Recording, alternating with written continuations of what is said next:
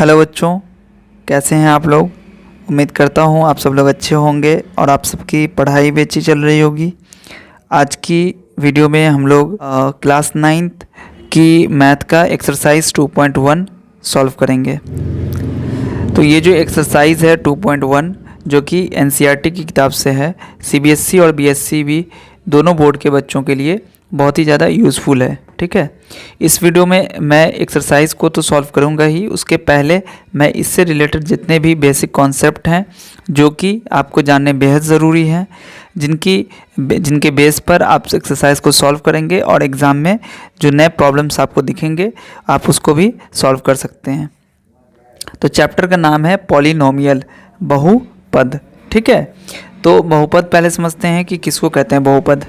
देखिए, आपने algebraic expression पढ़ा है पिछले क्लास में, ठीक है, बीजीय व्यंजक। तो वहाँ पर आपने देखा होगा कि बीजीय व्यंजक जो होता है उसमें एक्स वाई और जेड यानी कि इस तरह के जो वेरिएबल्स होते हैं वो लगे होते हैं और 1 2 3 जो भी नंबर्स होते हैं वो लगे होते हैं। ठीक है, यानी कि एक ऐसा कम्बिनेशन होता है कांस्टेंट और वेरिएबल का जो कि मान लीजिए कि कुछ कोई भी ऑपरेशन जैसे कि प्लस माइनस से जुड़ा हो या फिर सभी के सभी जैसे प्लस माइनस इनटू इस तरीके से जुड़ा हो। जैसे मैं आपको यहाँ पर एग्जांपल अगर दिखाऊँ यहाँ पर नीचे में, तो जैसे मैंने लिखा 2x + 3, तो ये क्या हो गया, ये एक अलजेब्रिक एक्सप्रेशन है, ये एक बीजीय व्यंजक है। ठीक है, तो यहाँ जो पॉलिनोमियल है वो क्या है, एक अलजेब्रिक एक्सप्रेशन है। बट ये अलजेब्रिक एक्सप्रेशन एक स्पेशल टाइप का है। ये जो पॉलिनोमियल है ये एक अलजेब्रिक एक्सप्रेशन ही है बट एक स्पेशल टाइप का है। अब उसमें क्या खासियत है उसको समझिए। जो पॉलिनोमियल होता है एक ऐसा अलजेब्रिक एक्सप्रेशन होता है जिसमें वेरिएबल्स तो होंगे ही, क्योंकि अलजेब्रिक एक्सप्रेशन है तो वेरिएबल होंगे ही। तो अलजेब्रिक एक्सप्रेशन एक ऐसा जिसमें वेरिएबल्स के जो पावर होते हैं, है ना, घातांक जो होते हैं वो नॉन निगेटिव इंटीजर होंगे। ठीक है, यानी कि इंटीजर होंगे और नॉन निगेटिव होंगे। ठीक है, बात समझ में आ गई। यानी कि अगर मैं आपको सिंपल सी भाषा में बताऊं तो आप जब भी एक ऐसा एक्सप्रेशन देखेंगे अलजेब्रिक एक्सप्रेशन जिसमें वेरिएबल्स का जो पावर होगा वो 0 से लेकर आगे तक, यानी कि 0 1 2 3 4 5 इस तरीके से पावर अगर है तो आप समझेंगे कि वो क्या है, पॉलिनोमियल है। ठीक है, तो यहाँ पर जो पॉलिनोमियल है उसकी मैं कुछ आपको एग्जांपल दे देता हूँ।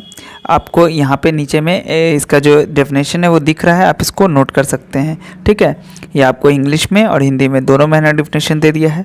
ठीक है, तो पॉलिनोमियल क्या होते हैं देखिए, जैसे मैंने यहाँ पे लिखा 5x³ ठीक है, और -4x² + 6x - 3 मैंने ये लिखा। अब यहाँ पर ये पॉलिनोमियल है क्योंकि देखिए इसको कहते हैं वेरिएबल। वेरिएबल कौन होता है, जिसकी वैल्यू चेंज हो सकती है, जिसकी वैल्यू बदल सकती हो, उसी को तो हम लोग वेरिएबल यानी कि हिंदी में चर बोलते हैं। ठीक है, तो वेरिएबल की पावर जो है यहाँ पर वो 3 है, इधर वेरिएबल की पावर 2 है और इधर वेरिएबल की पावर 1 है और इधर वेरिएबल की पावर 0 है।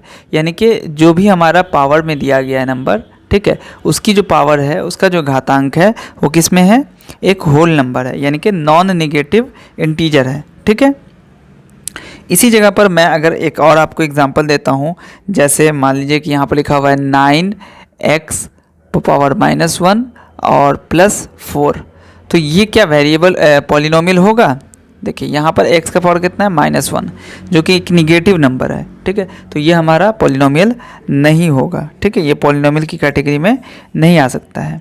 ठीक है, एक और एग्जांपल मैं आपको दूं कि जैसे 5 + 8x³ + 4x², मैंने ये चीज़ लिखा, क्या ये पॉलिनोमियल होगा, नहीं, ये भी पॉलिनोमियल नहीं होगा।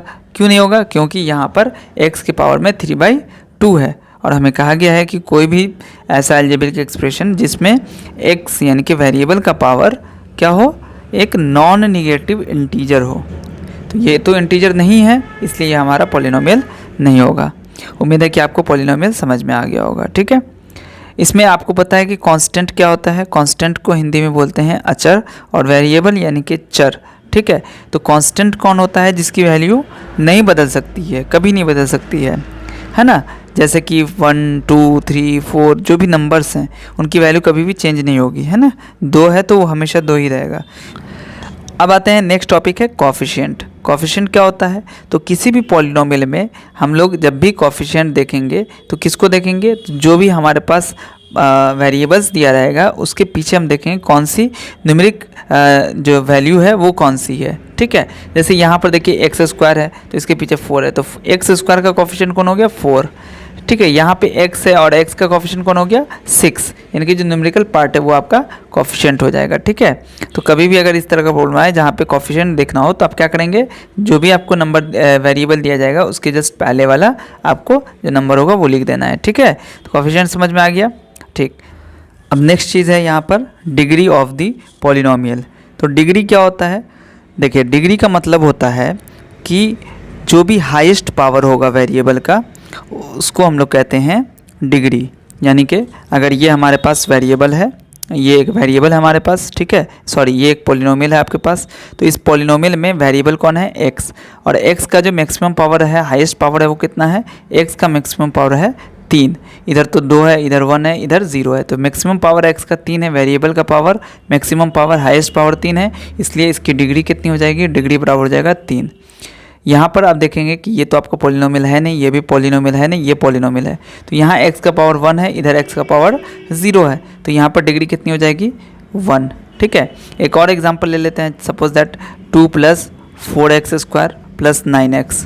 तो यहाँ पर x की जो मैक्सिमम पावर है वो है 2, तो यहाँ पर डिग्री कितना हो जाएगा? डिग्री बराबर हो जाएगा 2।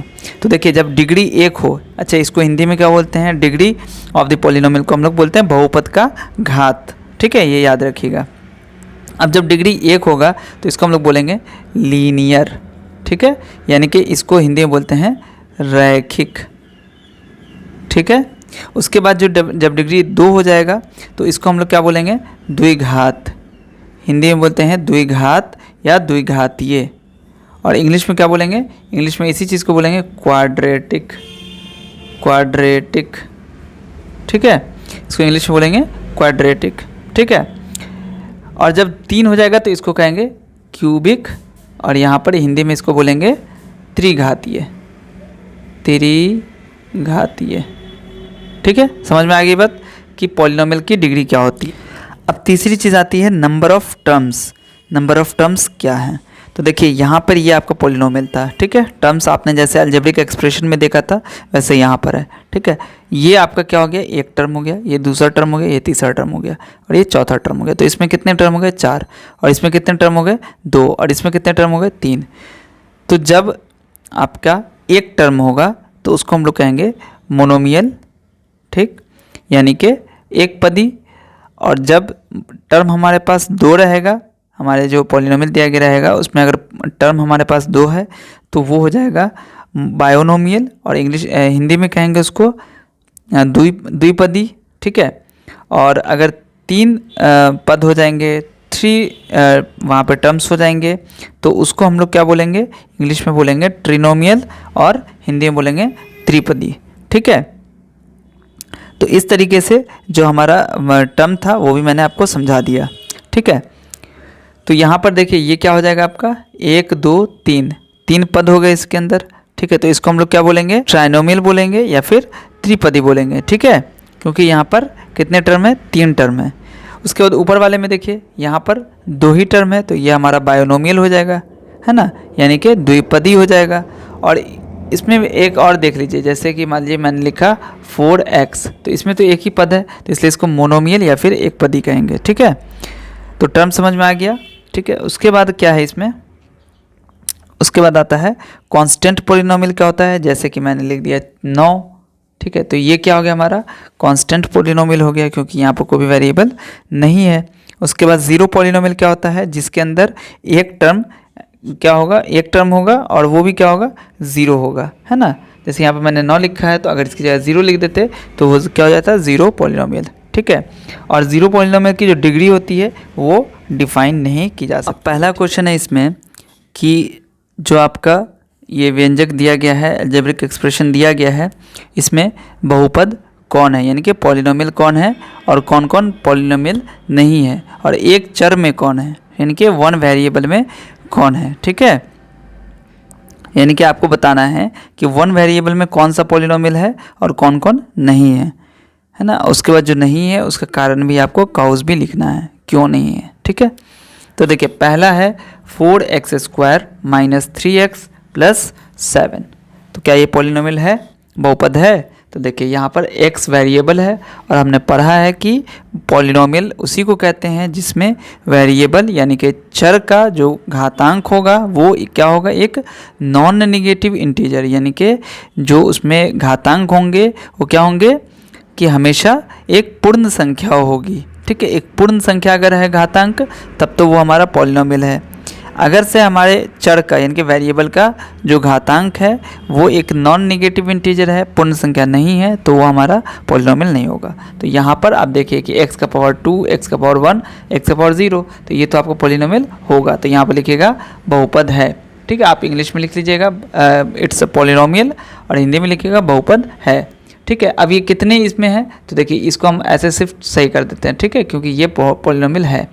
और इस कित में है, एक ही चर है, यहाँ पर सिर्फ x का ही यूज़ हुआ है, तो यहाँ पर लिखेंगे एक चर में है, यानी कि वन वेरिएबल में है। यहाँ पर लिख लीजिएगा वन वेरिएबल, ठीक है, पॉलिनोमियल इन वन वेरिएबल, ठीक है। उसके बाद दूसरा देखिए, तो यहाँ पर y का पावर 2 है और √2 है, इसके बाद यहाँ पर कुछ भी नहीं है।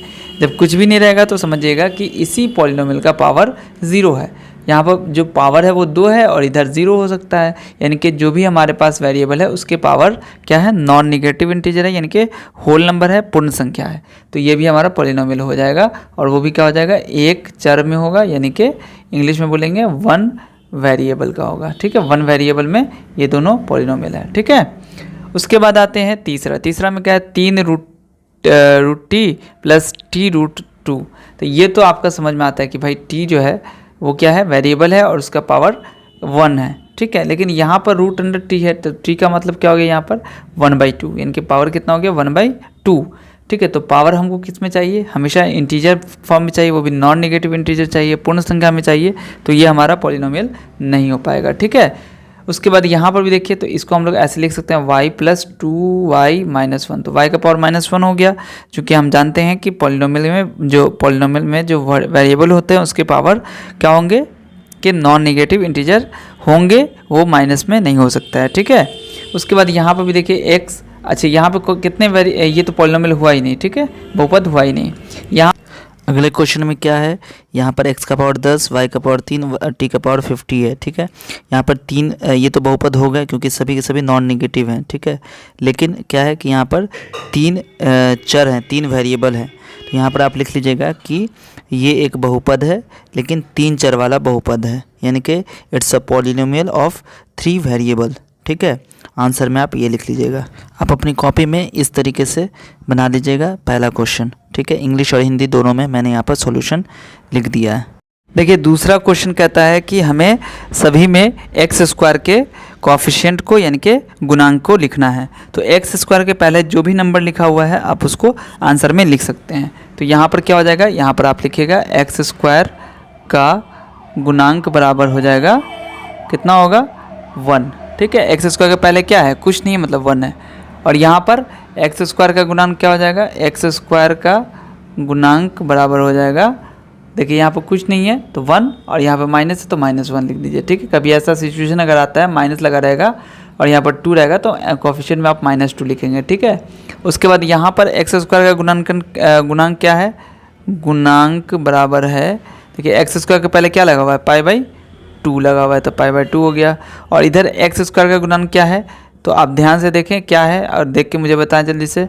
देखिए x² गुणांक यहाँ पे क्या है, तो इधर तो x² वाला टर्म है ही नहीं, ठीक है। तो यानी कि x² गुणांक यहाँ पर 0 हो जाएगा, ठीक है।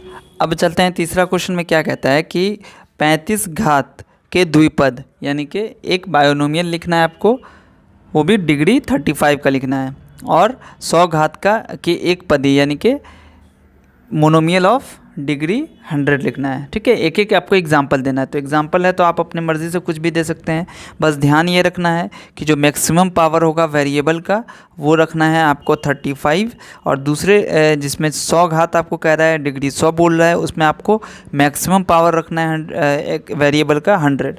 तो यहाँ पर तो मोनोमियल है, पहले में इधर मोनोमियल है और इधर बायोनोमियल है, यानी कि द्विपदी है और इधर एक पदी है। तो द्विपद में कितने टर्म होते हैं? 2। तो यहाँ पर आप लिख लीजिएगा आंसर में सपोज x का पावर 35 प्लस और यहाँ पे लिख लीजिए 9। ठीक है, आप यहाँ पर कुछ भी लिख सकते हैं, बस आपको ये ध्यान रखना है कि x का आपको पावर 35 देना है, और दूसरा भी पावर आप x का दे सकते हैं, बट आपको x का पावर 35 से छोटा देना है। ठीक है, उसके बाद यहाँ पर 100 है, मोनोमियल लिखना है, यानी कि एक पदी लिखना है, सिर्फ एक टर्म। तो आप इसको लिख दीजिए y का पावर 100। ये इसका ये आंसर, इसका ये आंसर, यानी कि दोनों आप आंसर लिख सकते हैं, और एग्ज़ाम में अगर आता है तो अपनी मर्ज़ी से भी आप कोई भी एग्जाम्पल लिख सकते हैं। ठीक है, चौथा क्वेश्चन कहता है कि यहाँ पर आपको जो पॉलिनोमियल दिया गया, बहुपद दिया गया है, इसमें आपको सभी की डिग्री यानी कि घात लिखना है। ठीक है, तो डिग्री बता चुका हूँ कि क्या होता है डिग्री, जो मैक्सिमम पावर होगा वेरिएबल का वही होता है डिग्री।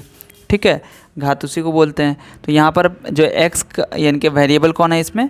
x है वेरिएबल। ठीक है, x वेरिएबल में यानी कि एक ही वेरिएबल है, एक चर है। ठीक है, तो उसमें मैक्सिमम पावर कितना है? इधर 3 है, यहाँ 2 है, इधर 1 है। तो जो मैक्सिमम पावर होगा वो होगा 3।